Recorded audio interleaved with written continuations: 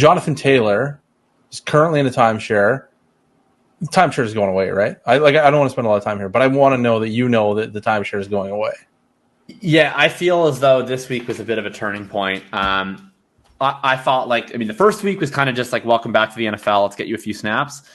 And then the second week was kind of a thing where I felt like, honestly, I felt like for the first 2 weeks, Zach Moss was kind of the better running back. And so they were just like, we're going to not I felt like the take was like, eventually you're going to be the better running back, but for now, we're just going to slow play it because Zach Moss has been pretty good. And this week was the first week where I started to think okay, even if he's not all the way #back yet, I fully regained confidence that we're going to get there. I saw enough flashes from him where we started to see more explosiveness on the ground. We started to see him really start to get into a rhythm in the open field. They ran him on this really dope wheel route out of the backfield. He made a 20-yard catch on. It was all right. And he played, I think it was 35 snaps and got a touch, a target or a carry on 22 of them. So when he was out there, they were force feeding him the rock.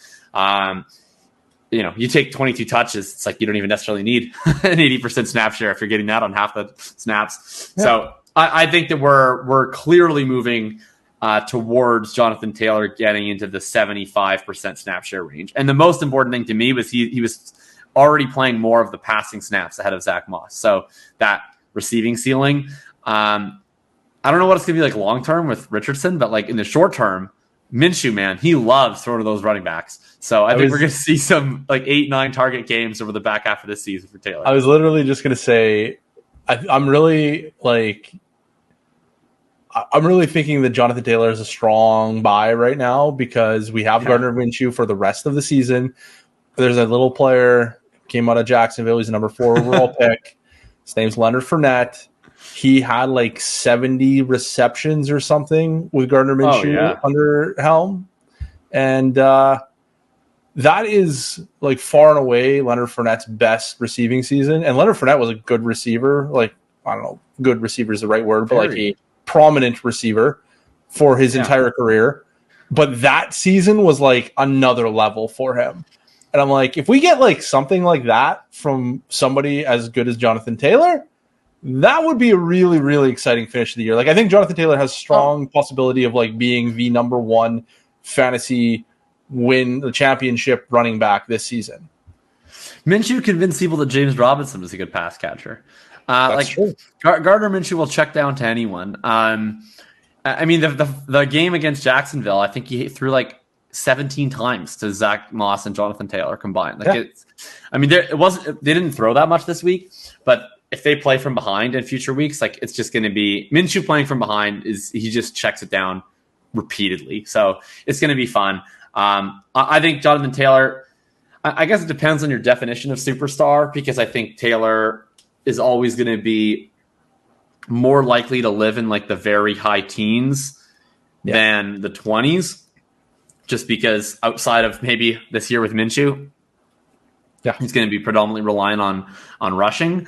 But I would feel better about his 2024 plus slightly at least than Etienne's.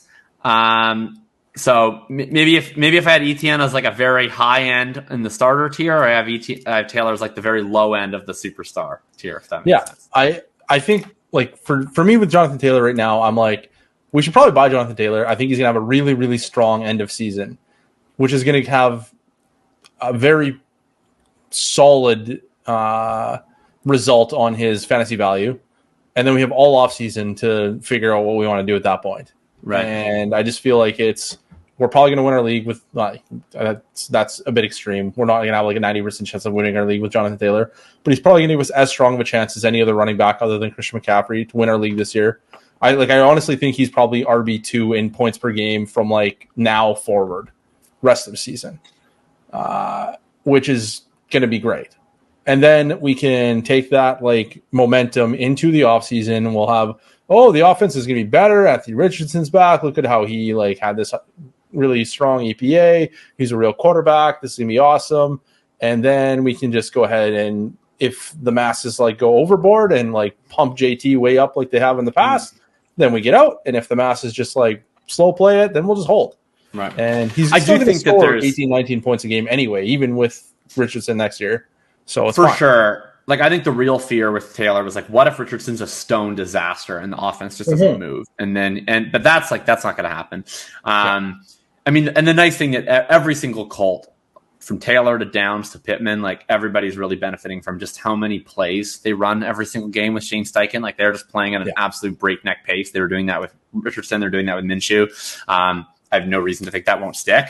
So like they're just going to be stealing additional reps for every one of their players every single week, which is really exciting if you're owning Colts moving forward.